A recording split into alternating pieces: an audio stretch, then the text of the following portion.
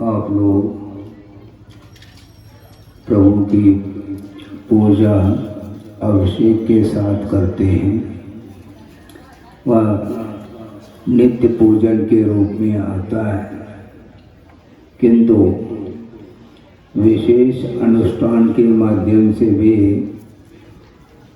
विशिष्ट पुण्य के संचय करने का अवसर भी प्राप्त होता है। सामान्य और विशेष में हमेशा अंतर हुआ करता है, इसलिए सामयिक पुण्य का संचय इसी प्रकार बृहद रूप से विधान आदि पंचकल्याणक आदि महोत्सव के माध्यम से साथ से पुण्य का अर्जन किया जाता है। उसी प्रकार यहाँ पर आप लोगों ने पवित्र भाव किए हैं और इस मंगल अनुष्ठान के लिए आचार्य गुरुदेव का मंगल आशीष भी प्राप्त हुआ है। बिना उनके आशीष के कोई भी कार्य संपन्न होता ही नहीं, इसलिए निवेदन आप लोग यहाँ पर करते हैं। यहाँ पर अभी अभी पजनाने की बात आपके सामने रखूं, वहाँ के समाज ने भी विधान करने का भाव संजोया था और निवेदन भी किया, किंतु हमने उनको ये कहा कि विधान के लिए तो मैं आशीर्वाद दे सकता हूँ, किंतु उपस्थिति के लिए आशीर्वाद वहाँ से मिलेगा। और गुरुदेव ने यही कहा कि विधान किया जा सकता है, किंतु समय पर होना चाहिए, और अवधि को उन्होंने बांध दिया। उसके कारण वह कार्य संपन्न इसलिए नहीं हुआ क्योंकि प्रकृति भी उस समय अनुकूल नहीं थी और बारिश इत्यादि का वह माहौल बन चुका था। इसलिए गुरुदेव ने जिस तिथि को लेकर के भाव रखा था उसी तिथि दिन विहार भी हो गया। उनका ये कहना था कि वसंत पंचमी के पहले पहले तक वह कार्य पूर्ण हो जाए, और 2-3 दिन का ही अवसर था, इसलिए वह कार्य वहाँ न हो करके यहाँ के समाज के होता ऐसा ही है कि मानसून दबाव तो रहता है, लेकिन घूम फिर करके जहाँ बरसना था वहाँ न बरस करके अन्यत्र भी बरस जाता है। तो इसलिए 60-70 किलोमीटर दूरी पर गौर झामर ग्राम में कई बार हम लोगों का यहाँ पर आना हुआ जाना हुआ, किंतु मुकाम नहीं हो पाया था। किंतु यहाँ पर आज तारीख 13 है, 31 तारीख को आए थे, 31 जनवरी को, हाँ, और 13-14 दिन हो गए हैं और आज से पुनः यह विधान प्रारंभ हो रहा है और 20 तारीख तक यह विधान पूर्ण होगा। इसलिए इस अवसर को आप लोगों ने पाया है, इसमें दो राय नहीं है कि जिस समय पुण्य किया जाता है वह तत्काल भी फल देता है, तो थोड़ा सा समय कालांतर में भी वह फल देता है। कभी कभी बादल बन जाते हैं और निकल भी जाते हैं और कभी कभी बरस भी जाते हैं। तो वही बात यहाँ पर हुई है कि आप लोगों ने बहुत अच्छा निर्मल भाव किए हैं और उसको संपन्न करने के लिए आप लोग कटिबद्ध हैं। आप लोग पुण्यार्जक हैं, तो हम उस दृश्य को देखने के लिए आए। हम दर्शक हैं और आप पुण्यार्जक हैं। तो आप कह सकते हैं, विकल्प आप में मन में आ सकता है कि महाराज आप दर्शक हैं तो पुण्यार्जक हम हो गए, तो आपको भी तो पुण्य का अर्जन होता होगा। ये ध्यान रखो, आपकी भूमिका अलग है और श्रमण की भूमिका अलग है। श्रमण प्रतिदिन प्रतिपल वह शुद्ध परमेष्टि का अनुष्ठान, उनकी आराधना करने में निरत रहता है, किंतु अपनी भूमिका के अनुरूप वह भक्ति कर लेता है। आप लोग भी भक्ति करते हैं, किंतु श्रावक की भक्ति और श्रवण की भक्ति में बड़ा अंतर देखने में आता है। किंतु अंतर कुछ भी हो, लक्ष्य प्रत्येक का एक ही हुआ करता है। चाहे अग्र सम्यक दृष्टि हो, चाहे अनुवृत्ति हो, चाहे महावृत्ति हो, लक्ष्य सबका एक है कि मंजिल को प्राप्त करना है। और मोक्ष तक पहुंचने के लिए सारा उपक्रम अपनी अपनी भूमिका के अनुरूप हुआ करता है, और यह अवसर आज प्राप्त हुआ है। मैं ये कहना चाहता हूँ, शुद्ध परमेष्टि की आराधना करने के लिए हम सब एकत्रित हुए हैं। शुद्ध का क्या स्वरूप होता है, यह 8 दिन में आपको देखने को मिलेगा। पंच नमस्कार मंत्र का भी अनुष्ठान जाप आदि का आप लोग करते हैं, उसमें भी पंच परमेष्टि की ही आराधना की गई है, जिसमें कि अनंत परमेष्टि का नंबर प्रथम आता है और द्वितीय नंबर में शुद्ध परमेष्टि का आता है। उसके उपरांत आचार्य, उपाध्याय और साधु का आता है। प्रश्न इसमें भी ये खड़ा होता है कि शुद्ध परमेष्टि आराध्य हुआ करते हैं, और आराध्य का, परम आराध्य का नंबर द्वितीय नंबर में क्यों आया है?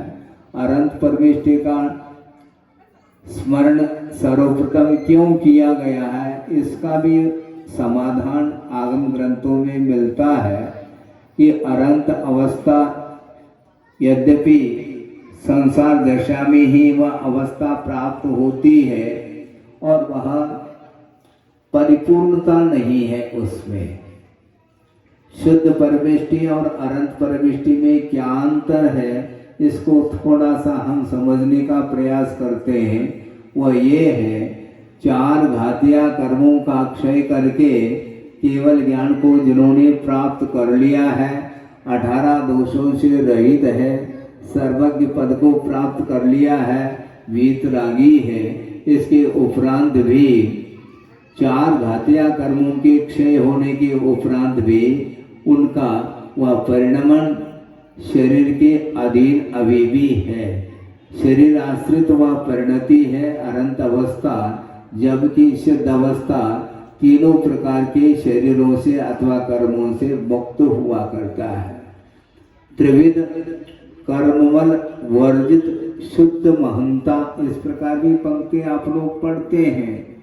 द्रव्य कर्म, भाव कर्म और नो कर्म, तीनों प्रकार के कर्मों से जो अपने आप के आत्म तत्व को पृथक किया है, वे शुद्ध परमेष्टि माने जाते हैं, जिनका परिणमन स्वाभाविक रूप से होता है। स्वभाव की अभिव्यक्ति अनंत अवस्था में नहीं होती।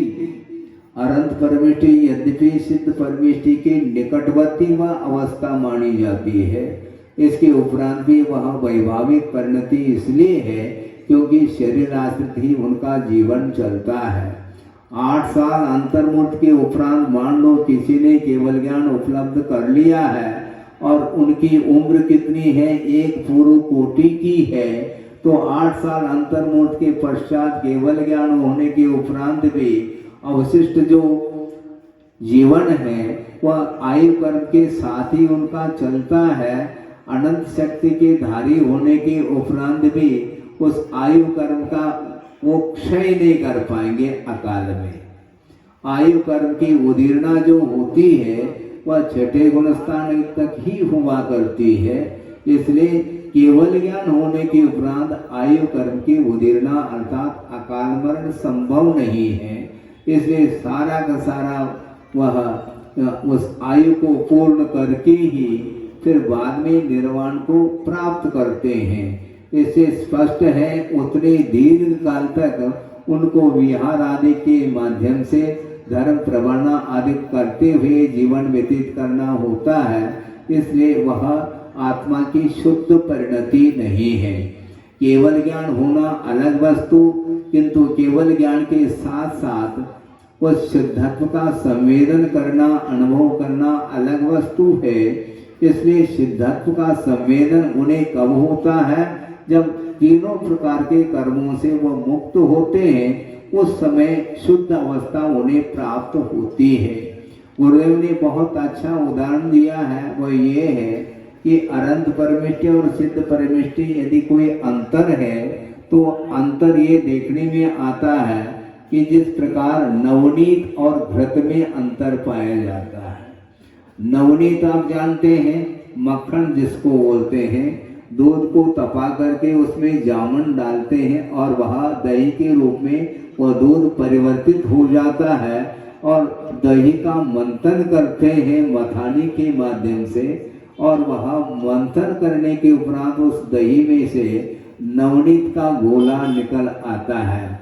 वह नवनीत शुद्ध अवस्था नहीं है दूध की अवस्था, वह नवनीत शुद्ध अवस्था नहीं, क्योंकि उसमें भी जलांश विद्यमान है और अग्नि संस्कार के माध्यम से जब उस नवनीत में से पूरा का पूरा जलांश जल जाता है तब वह नवनीत घृत के रूप में परिणत हो जाता है। इसको बोलते हैं शुद्ध अवस्था।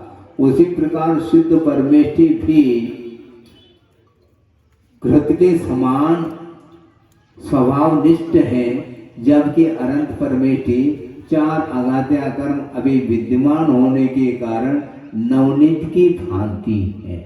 इसलिए शुद्धों की आराधना हमें करना है। और शुद्ध परमेष्टि का स्वरूप बताने वाले कौन हैं? शुद्ध परमेष्टि संवेदन करते हैं शुद्ध तत्व का, किंतु शुद्ध तत्व की प्ररूपणा वो नहीं करते। शुद्ध परमेष्टि शुद्ध तत्व का संवेदन करते हुए भी प्ररूपणा जो होती है वह अनंत अवस्था के साथ ही हुआ करती है। केवल ज्ञान होने के उपरांत अनंत अवस्था जो प्राप्त होती है उसके माध्यम से दिव्य ध्वनि के आधार से हम और आपको सिद्धत्व का क्या स्वरूप है वह पकड़ में आता है। शुद्ध परमेष्टि नेत्रेंद्रिय के द्वारा उनका दर्शन करना संभव नहीं, जबकि इन आंखों से अनंत अवस्था का दर्शन किया जा सकता और करते हैं। तो शुद्ध परमेष्टि की आराधना आप कर रहे हो, सिद्ध परमेष्टि दिखाई देते हैं क्या? नहीं, किंतु शुद्धत्व का संवेदन उन्हें हो रहा है, उसका क्या स्वरूप है, उस स्वरूप की विवेचना अनंत परमेष्टि के द्वारा हुआ करती है। इसलिए नमोकार मंत्र में अनंत परमेष्टि को प्रथम स्थान दिया है। नामस्मरण करते नमो अरहंतानम, उसके बाद शुद्ध का नंबर आता है।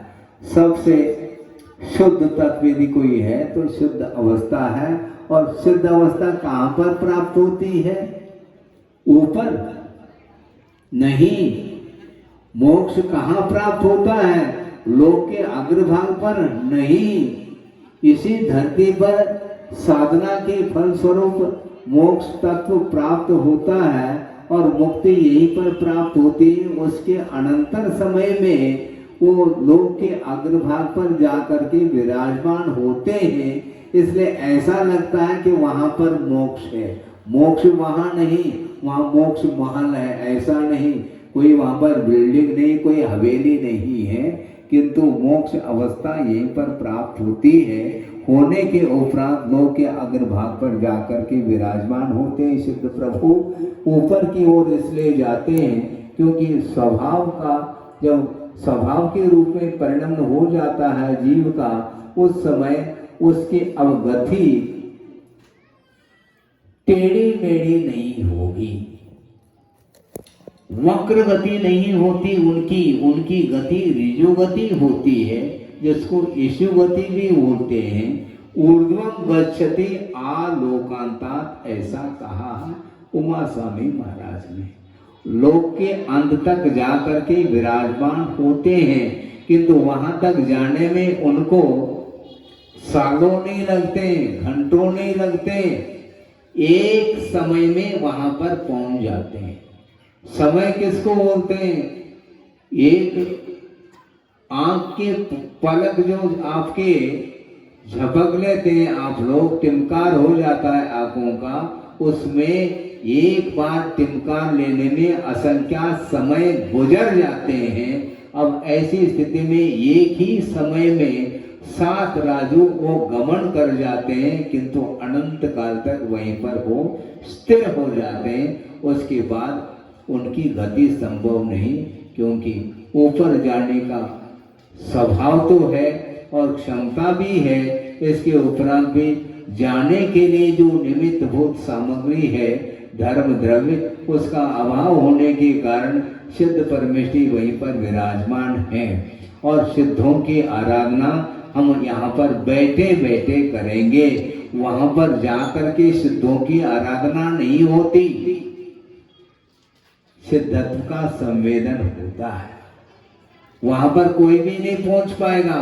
यद्यपि सर्वासिद्धि के जो अमिंद्र है वो सर्वासिद्धि में है और वहां से सिद्धालय ज्यादा दूर नहीं है, एक क्षण में पहुंच सकते हैं। क्योंकि सर्वासिद्धि के जो देव हैं वो नीचे तक भी जा सकते हैं, जाने की क्षमता उनके अंदर है, किंतु नहीं जाते। ऊपर चले जाए नहीं, ध्वजदंड के ऊपर उनका अवधि ज्ञान भी काम नहीं करता, ऐसा कहा है ना। इसीलिए जाने आने की बात मत करो, वहां पर जाना है तो यहीं पर टिकट लेना और यहीं पर सिद्धत्व को प्राप्त करके फिर बाद में जाना होता है। इसलिए आठों कर्मों का क्षय उन्होंने कैसा किया है, और ये सारा अनुष्ठान के माध्यम से आप लोगों को ज्ञात होगा। मैं थोड़ा सा विषय ये देना चाहता हूँ, क्योंकि हमें भी शुद्ध निर्वाण की उपलब्धि हो, हमें भी लाभ हो, इस उद्देश्य को लेकर के ही आगम के आधार से आगम की आराधना करते हुए, रत्नत्र की आराधना करते हुए वस्तु तत्व का जब चिंतन करते हैं उस समय वह ज्ञान हो जाता है। आत्मा के प्रति श्रद्धान का भाव ये अलग वस्तु, आत्म श्रद्धान अलग वस्तु और आत्मा का दर्शन अलग वस्तु। श्रद्धान में और दर्शन में अंतर है। आत्म दर्शन का अर्थ आत्म संवेदन होता है और आत्म श्रद्धान का अर्थ आत्मा के प्रति श्रद्धान का भाव, आत्मा के प्रति जो आस्था का भाव जागृत होता है, वह आत्मा के प्रति आस्था का भाव चारों गति में प्राप्त हो सकता है, किंतु आत्मा का दर्शन वो नहीं कर सकते। चारों गति में सम्यक दर्शन के जो प्रतिपक्षी कर्म है, दर्शन मोनि और चारित्र मोनि की अपेक्षा से अनंतानंदी, क्रोध, मान, माया, लोभ, इन सातों प्रकृतियों का क्षय, क्षोभम, उपशम, ये चारों गति में संभव है यथा योग्य। किंतु वहां पर सम्यक दर्शन प्राप्त होने के उपरांत आत्मा के प्रति श्रद्धान तो हो जाता है, प्रत्येक द्रव्य के प्रति श्रद्धान हो जाता है, किंतु स्वरूप का श्रद्धान अलग वस्तु और स्वरूप का संवेदन अलग वस्तु। और आत्मदर्शन का अर्थ आत्मदर्शन, आत्म संवेदन से है तात्पर्य। इसलिए आत्मा का दर्शन करने के लिए परिग्रह का अभाव अपेक्षित है।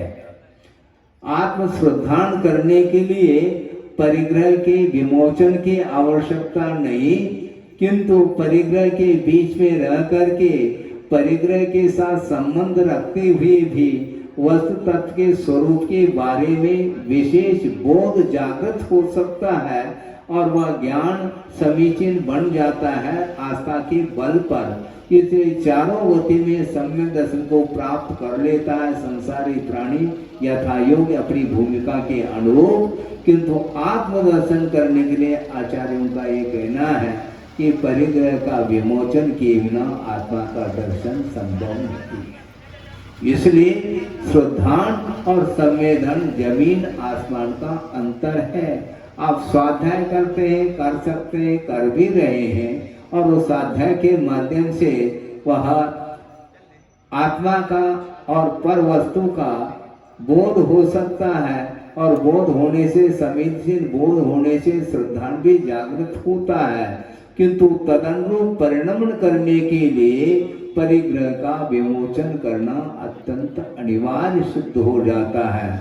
गुरुदेव का एक प्रसंग जो कि स्वाध्याय प्रवचन आदि के दौरान वो बार बार दृष्टांत आदि देते हैं, क्योंकि दृष्टांत उदाहरण आदि के माध्यम से ही वह प्रासंगिक विषय वह स्पष्ट हो जाता है। इसलिए उन्होंने एक बार ये कहा था, श्रद्धान में और संवेदन में बड़ा अंतर है।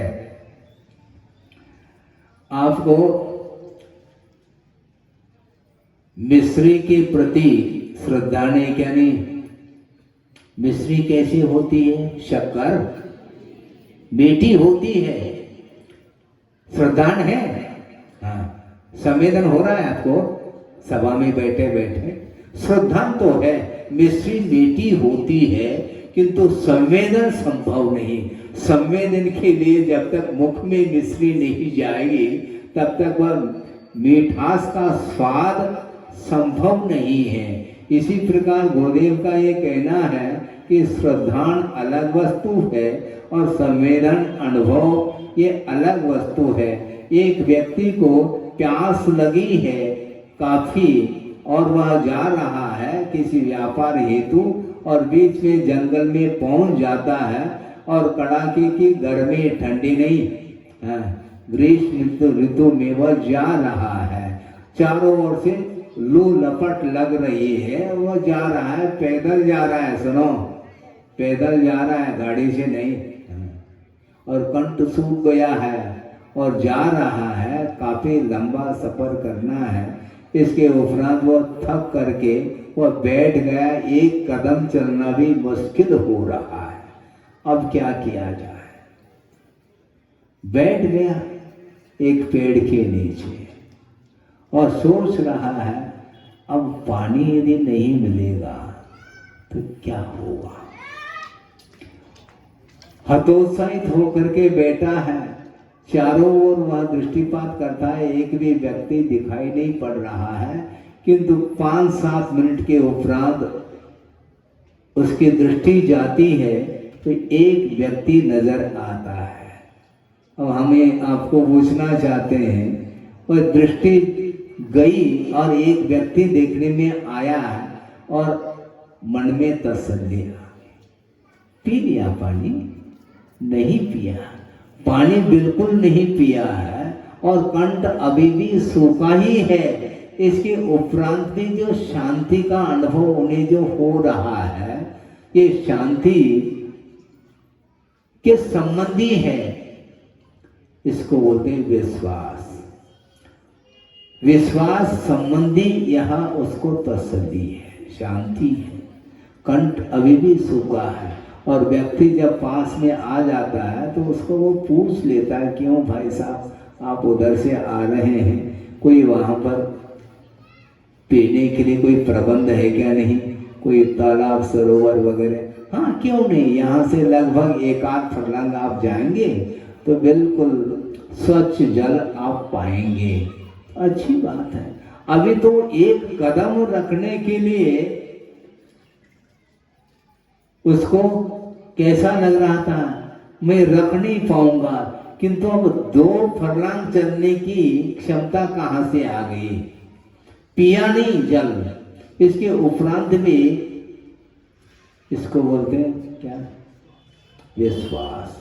अब निश्चित रूप से 2 फरलांग के बाद हमें पानी मिलेगा। 2 फरलांग जाने के उपरांत जैसे ही वह सरोवर को देख लेता है तो और विश्वास रखने की आवश्यकता नहीं, क्योंकि हाथ कंगन को आरसी की क्या आवश्यकता, आप लोग बोलते हैं। तो जो ही सरोवर को देख लेता है तो अब कुछ नहीं, अब केवल उसमें प्रवेश करने की देरी है। और वहां प्रवेश कर लिया, घुटने तक पानी में पहुंच गया है, घुटने पैर सारे ठंडे हो गए, लेकिन कंठ अभी भी सूखा हुआ है। बंधुओं, श्रद्धान और संवेदन की बात करते हैं, जब अपने अंजलि से जब तक एक घूंट मुख में पानी नहीं लेता तब तक वह प्यासा ही रहता है। अर्थ ये है कि आत्मा का दर्शन और आत्मा का श्रद्धान तो चारों गति में हो रहा है। सच्चे देव गुरु शास्त्र के प्रति श्रद्धान का भाव जागृत होना भी ये अपने आप में बहुत दुर्लभ वस्तु है। इसके उपरांत भी श्रद्धान के साथ साथ जिस प्रकार वस्तु के प्रति श्रद्धान हुआ है, वह श्रद्धान व संवेदन के रूप में जब आ जाता है, तब कहीं जा करके वह विश्वास भी संवेदन के रूप में परिवर्तित हो जाता है। इसलिए सिद्ध प्रभु आपके लिए दिखाई नहीं दे रहे हैं, किंतु आगम के आधार से गुरुओं के वचनों के ऊपर श्रद्धान करके हम चलते हैं, तब कहीं जा करके वहां तक पहुंच पाते हैं। हमने किसी को पूछा, क्यों वैसा बोलो, क्या बोलूं महाराज, कि मोक्ष मार्ग में सुख है? आपको ही हम पूछना चाहते हैं, मोक्ष मार्ग में सुख है क्या? मैं पूछ रहा हूं, इसमें तथ्य है, ध्यान रखो। मोक्ष मार्ग में बिल्कुल सुख नहीं। महाराज आपको क्या हो गया? कुछ हुआ नहीं, बहुत आगम के माध्यम से इस विषय को सामने रखा जा रहा है। मोक्ष मार्ग में सुख नहीं, तो कहां सुख है महाराज? मंजिल में। मंजिल में सुख है, तो मार्ग में जो सुख है वह आस्थागत सुख है। जो काष्ठागत सुख है, उसके प्रति जो विश्वास हुआ है, वह आस्थागत ही सुख माना जाता है। मोक्ष मार्ग में इसके अलावा कोई सुख नहीं, क्योंकि शारीरिक सुख को तो छोड़ दिया, पंचेंद्रिय विषयों को छोड़ करके, हे समझ करके उसको छोड़ा, और परिग्रह का विमोचन करने के उपरांत अब विषय तो मिलेंगे नहीं। और जब तक घर में थे तब तक दोनों हाथों में लड्डू थे, अब यहां पर तो वो मिलेंगे नहीं, क्योंकि शारीरिक जो कुछ भी सुख है, मानसिक जो सुख है, वह वैभाविक सुख माना जाता है। वस्तुतः उसको सुख नहीं माना आचार्यों ने, वह दुख के लिए कारण माना है। जो शारीरिक सुख है वह पाप का बीज ऐसा कहा है, पाप बीजे ऐसा कहा है। संसारी प्राणी भौतिक सुख में अपने आप को फूला नहीं समाता, किंतु ये अज्ञान का एकमात्र प्रतीक है। अज्ञान के कारण ही वह शारीरिक सुख में उलझा हुआ है, जबकि मोक्ष सुख इससे पृथक अस्तित्व रखता है। तो मोक्ष मार्ग में सुख है क्या? बिल्कुल नहीं, कतई सुख नहीं। श्रमण को यदि कोई सुख है, वह सिद्धत्व के प्रति आस्था होने के कारण, आस्था जन्य जो सुख है वह उस सिद्धत्व सुख से भी कम नहीं है, क्योंकि कारण के माध्यम से कार्य की उपलब्धि होती है। कारण सदृशम कार्यम कहा है, कारण के ऊपर जब तक श्रद्धान हम ये नहीं रखते हैं, तब तक वह कार्य उत्पन्न हो ही नहीं सकता। चाहे वह लौकिक कार्य हो, चाहे परमार्थ संबंधी कार्य हो, कारण के अनुरूप कार्य होता है। इसलिए मोक्ष की उपलब्धि जो होगी तो मोक्ष पद पर आरूढ़ होने पर ही होगी। यह अटूट श्रद्धान होने के कारण ही उसको सुख मिल रहा है। हाँ, फिर अपने तरह धारण कर लिए। गुरुदेव ने कहा, देखो ये मोक्ष मार्ग है, ध्यान रखो। हाँ, आपको पग पग पर क्या मिलना है? मोक्ष मार्ग जाता कहां से? तो गुरुदेव ने ये कहा कि मोक्ष मार्ग जो जाता है, और वो कोई 4 लाइन नहीं है, हैं? क्या 4 लाइन 6 लाइन ये लाइन नहीं, वो बेलाइन है। किंतु वो मोक्ष मार्ग कहां से जाता है?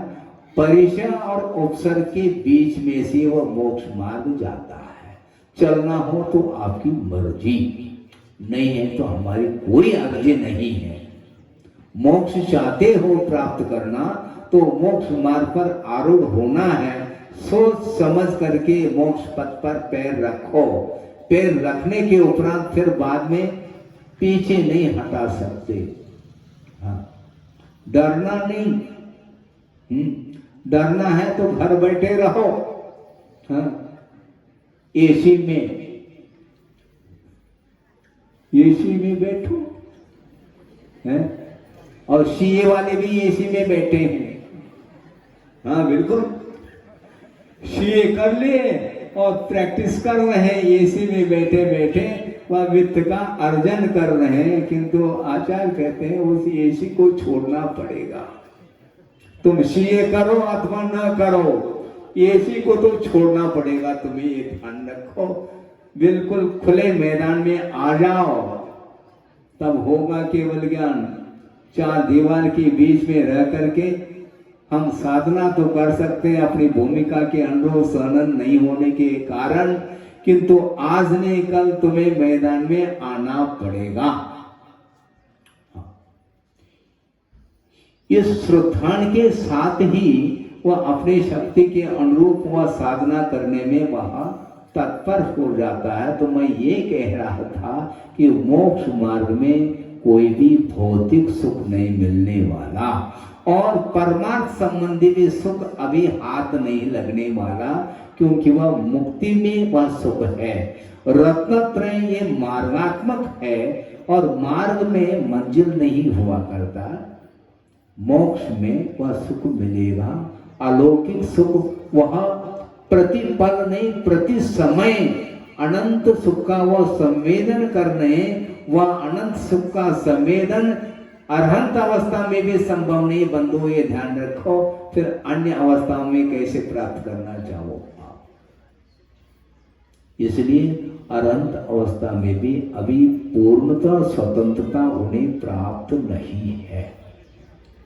चार अघात्या कर्म विद्यमान है और उनको भी समाप्त करना है, तब कहीं जाकर के वहां पर वो सुख का अनुभव कर सकते हैं। इसलिए पंचेंद्र के विषयों के प्रति जो लालसा है संसारी प्राणी की, इसलिए वह परिग्रह से वह संबंध रखता है। जब तक परिग्रह का अभाव नहीं होगा तब तक आत्मदर्शन संभव नहीं है बंधुओं।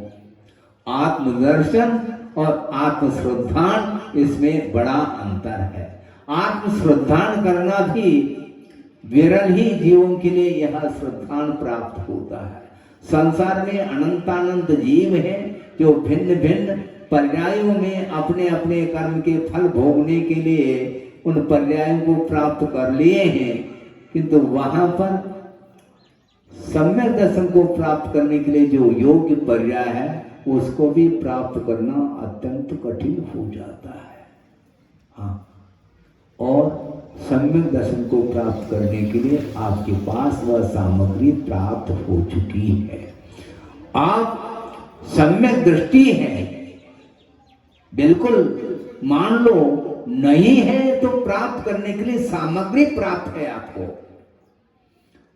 आत्मश्रद्धान करने के लिए यह पर्याय आपको प्राप्त है। इसलिए आगम के आधार से सच्चे देव गुरु शास्त्र का जो स्वरूप निर्धारित किया है उसके प्रति ही श्रद्धान करने का नाम सम्यक दर्शन ऐसा कहा है। इसलिए सम्यक दर्शन प्राप्त कर लो। महाराज ये इस जीवन में हम सम्यक दर्शन ही प्राप्त करेंगे, चारित्र तो हमारे नसीब में है ही नहीं। ऐसा नहीं है, सम्यक दर्शन क्रम से भी प्राप्त हो सकता है और रत्नत्रय एक साथ भी प्राप्त हो सकता है। जो आपको आप जिसको चाहो उसके लिए, जैसे आचार्य महाराज ने एक साथ हम लोग तो पहले क्षुल्लक बने, हम लोग को उन्होंने पहले क्षुल्लक दीक्षा दे दी, 3 साल उसमें रखा और उसमें उन्होंने देख लिया इसकी कितनी साधना है। फिर धीरे से कहा हाँ दुपट्टे को उतारो, उतार लिया, कैसर करो, कर लिया, एलक बन गए और उसमें 2 साल व्यतीत किए। फिर बाद में हम खरे उतर गए, उसके पहले नहीं। हाँ, हाँ, अपने आप हम नंबर नहीं ले सकते, ना आप दे सकते हैं, आप दे ही नहीं सकेंगे। उन्होंने देख लिया ये इसने जो है परीक्षा में उत्तीर्ण हुआ है, अब इसको आगे की कक्षा में लेना चाहिए, और उन्होंने बुला करके ज्ञानेश्वरी दीक्षा दे दी।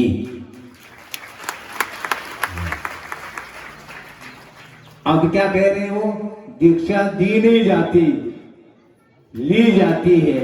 अब कह रहे हैं लेकिन वो समय नहीं खाता क्योंकि हमारे अंदर उतनी कुव्वत थी नहीं कि हम क्या समझ पाएंगे, दीक्षा दी जाती है कि ली जाती है, ये कुछ भी हम नहीं समझते थे। दीक्षा क्या है इसको समझना भी कठिन था। हाँ, लेकिन गुरुदेव का ये कहना है हमें वहां तक नहीं पहुंचना है, हमें ज्ञान तक नहीं पहुंचना है, अपने को आस्था को मजबूत बना करके चलो तो निश्चित रूप से दीक्षा अपने आप हो जाएगी और बिना मांगे वो चीज हमें प्राप्त हो। हाँ, न अलग दीक्षा के लिए कोई हमने निवेदन किए, न क्षुल्लक दीक्षा के लिए, न मुनि दीक्षा के लिए मंच पर जाकर के भले ही निवेदन किए या अलग वस्तु, उसके पहले कोई भी निवेदन नहीं, क्योंकि निवेदन करने से वो सुनने वाले नहीं, वो निवेदन कर भी ले मान लो कोई भी, बैठो अभी शांति से, रसोई तैयार हो रही है,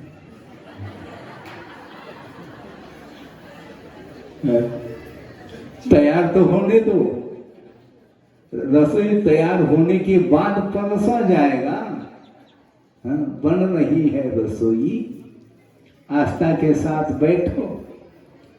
तो 4-5 साल लग गए आस्था के साथ, इसके बाद दिगंबरत्व हमें प्राप्त हो गया, रत्नत्रय उनके द्वारा प्राप्त हुए।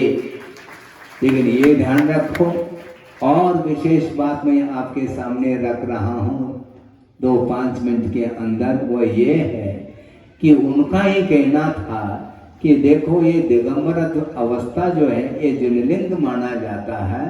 जिनलिंग इसी को बोलते हैं क्योंकि इस लिंग को जिनेंद्र भगवान ने भी स्वीकार किया था, इसको जिनलिंग बोलते हैं। केवल ज्ञान यदि प्रकट होगा तो इसी लिंग के आधार से प्रकट होगा, लेकिन ये आधार है, ये ध्यान रखो, ये द्रव्य लिंग माना जाता है। इस द्रव्य लिंग के आधार से ही गुणस्थान का विकास होता है, जिसको भाव लिंग की संज्ञा दी है आचार्य ने। इसलिए इस द्रव्य लिंग को सुरक्षित रखो। निर्दोष जो द्रव्य लिंग का पालन करता है उसी के जीवन में वह भाव लिंग भी आ सकता है, पॉसिबिलिटी है, संभावना है।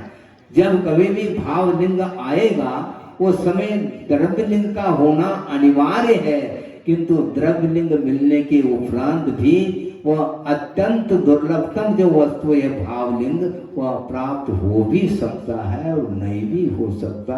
इस प्रकार आगम में उल्लेख किया है।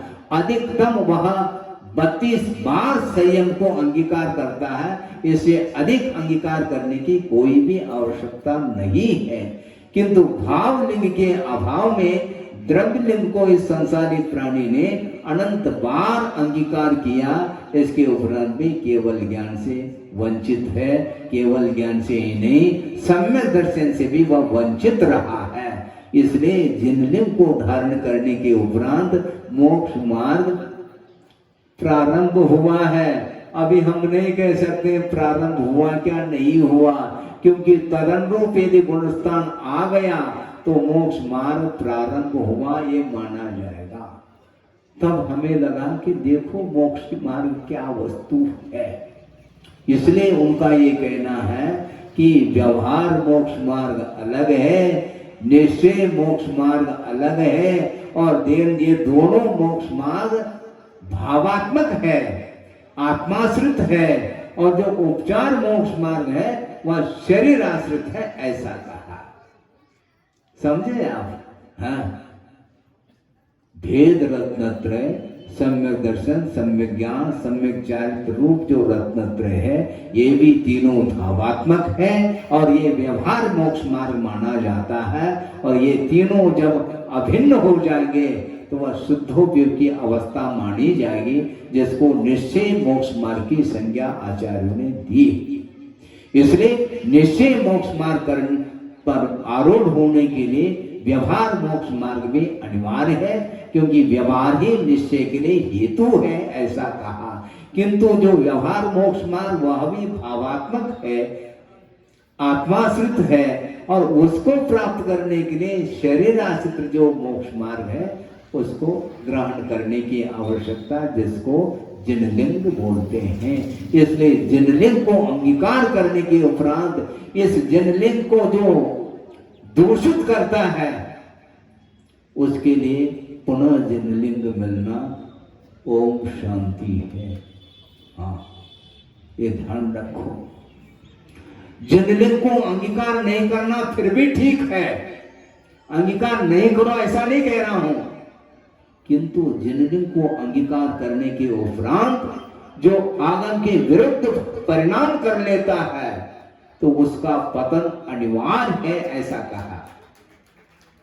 हाँ, एक पंक्ति आती है, क्या आती है? अन्य क्षेत्रे कृतं पापम धर्म क्षेत्रे विनश्यति। अन्य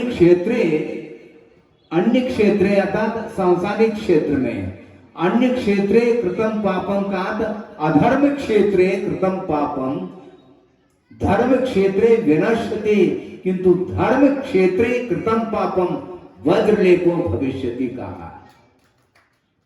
सोचो, जिनलिंग को धारण करना बहुत आसान है, आसान का वो भी दुर्लभ है। इसके उपरांत मान लो पुण्य का संचय संसारी प्राणी कर लेता है और मनुष्य पर्याय को प्राप्त कर लेता है, जैन कुल को भी प्राप्त कर लेता है। इसके उपरांत मान लो उसके भाग्य में यदि जिनलिंग को धारण करने के लिए भी भाग्य उसका है, वो कर लेता है। इसके उपरांत भी उसके परिणामों में यदि परिवर्तन आता है तो इतने बुरी तरह से वहां नीचे चला जाता है जिसका कोई अनुमान नहीं लगाया जा सकता।